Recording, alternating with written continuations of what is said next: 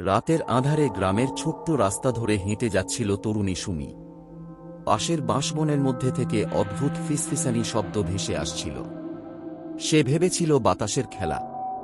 হঠাৎই তার সামনে পড়ল এক অন্ধকার মূর্তি, একটা কালো ছায়া যার চোখ দুটো ঠিক আগুনের মতো জ্বলছে। সুমি ভয় পেয়ে পিছনে হাঁটতে শুরু করল। ছায়াটা যেন তার দিকে ধেয়ে আসছে।